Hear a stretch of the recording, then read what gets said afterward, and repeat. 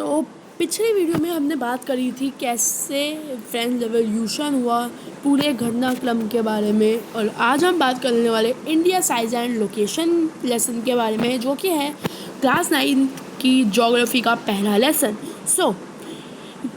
पहला पैराग्राफ पढ़ते हैं। India is one of the ancient civilization in the world. It has achieved multi-phase socio-economic progress. During the last 5 decades, it has moved forward, displaying remarkable progress in the fields of agriculture, industry, technology, and overall economic development. India has also contributed significantly to the making of the world history. तो पहला जो हमारा paragraph है वो कहता है, India is one of the oldest civilisation in the world. India ने बहुत ज़्यादा प्रोग्रेस किया है कुछ फील्ड्स में, जो कि है agriculture, industry, technology and overall economic development. ये एक इम्पॉर्टेंट पॉइंट है। And India has also contributed significantly in the making of the world history. So अब हम बात करते हैं इंडिया के लोकेशंस के बारे में। So India is a vast country like entirely in the northern hemisphere. The mainland extends between the latitude 8 degree 4 north and 37 degree 6 north, and the longitudinal extent of India is 68 degree 7 east and 97 degree 25 east. ये एक बहुत major एक paragraph है, और ये lesson में बहुत ज़्यादा एक बोल सकते हैं बहुत ज़्यादा ही इम्पॉर्टेंट पॉइंट्स है। सो ये उनमें से एक है। सो प्लीज़ आप ये मार्क कीजिए, बिकॉज ये एग्ज़ाम में पक्का आएगा।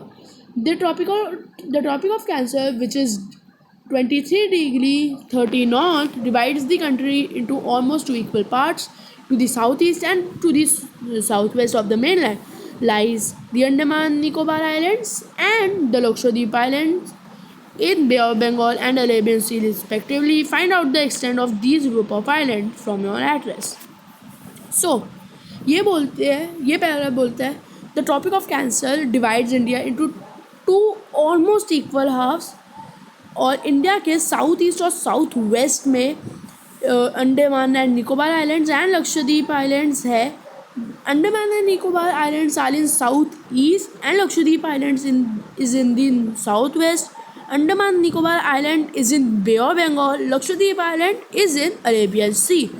सो ये आप ऐसे याद कर सकते हैं कि Andaman and Nicobar island lies in south east of country in bay of Bengal, and Lakshadweep respectively south west में लाया करता है और अरेबियन सी में है।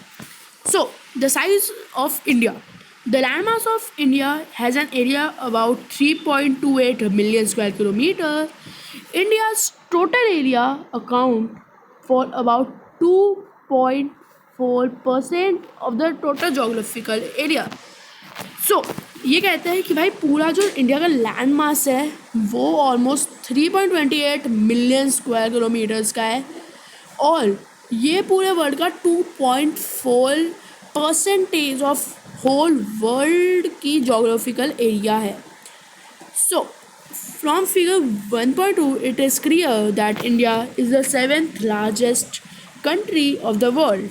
India has a land boundary of about 15,200 kilometers, and total length of the coastline of the mainland, including Andaman and Nicobar and Lakshadweep, is 7,516.6 kilometre. ये भी एक इम्पॉर्टेंट पॉइंट है कि कितनी बड़ी कोस्ट लाइन है इंडिया की। देखिए इस पूरे लेसन के एक्सप्लेनेशन के बाद आई एम श्योर मैं एक क्वेश्चन आंसर वाली वीडियो भी बनाऊंगा, so stay tune for that also. India is bounded by the young fold of mountain in the north west, north and north east, south of about 22 degree north latitude. It begins to taper and extend towards the Indian Ocean, divided it into 2 seas, the Arabian Seas on the west and the Bay of Bengal and its east. तो पहली चीज़ यहाँ पे बात हुई है कि भाई India के बिल्कुल ऊपर माउंटेन्स की बहुत सारी यंग फोल्ड्स है, मतलब बहुत ज़्यादा ही माउंटेन्स है, जो कि इंडिया को north, north west, north east और साउथ में, नहीं, नॉर्थ, नॉर्थ वेस्ट और नॉर्थ ईस्ट में पूरी चलती है वो माउंटेन्स की रेंज। और ये जो माउंटेन है ये कहीं ना कहीं काट इंडिया जो है वो दो ओशंस को सेपरेट करता है, जो कि है अरेबियन सी और बे ऑफ बंगाल, और जो नीचे है वो इंडियन ओशन है।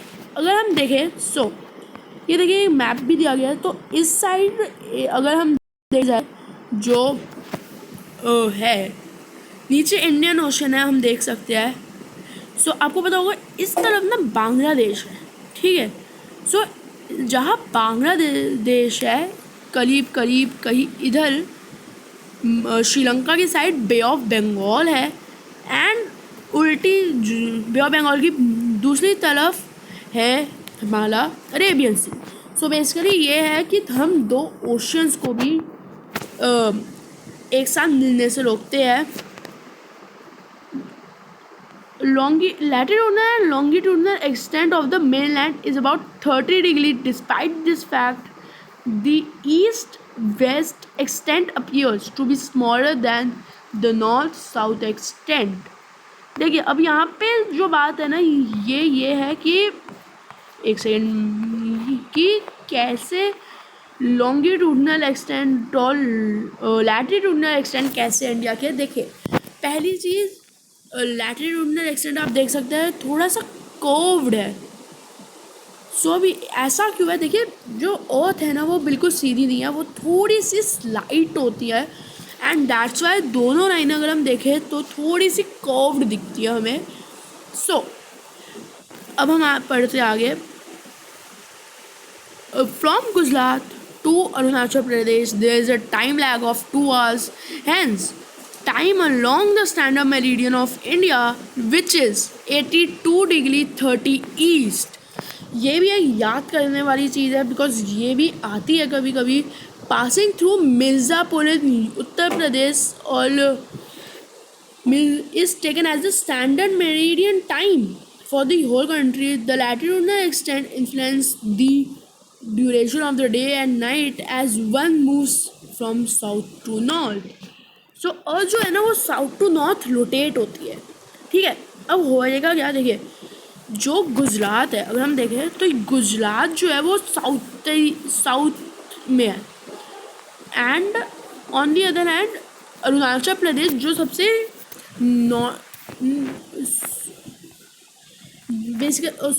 ईस्ट और वेस्ट।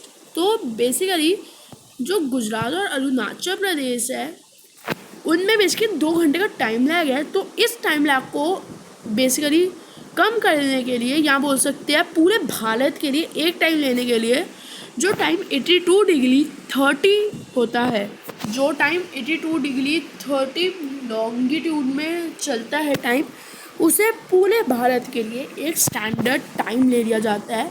सो अब find out why 82.30 has been selected as the standard meridian of India। अब देखिए इसकी भी एक बहुत ही अच्छा आंसर है। देखिए अगर हम देखें तो गुजरात जो है 68.7 है, okay, and on the other hand it is 97.25, okay. So basically ये इसलिए लिया गया है कि ये दोनों ऑलमोस्ट इसके बीच में पड़ता है स्टैंडर्ड मेरिडियन। अगर हम कैलकुलेट करें सो ऑलमोस्ट बीच में पड़ता है, and that was the reason इसे ही चुना गया इंडिया का स्टैंडर्ड टाइम लेने के लिए। Why is the difference between duration of the day and night hardly felt in Kanyakumari but not so in Kashmir.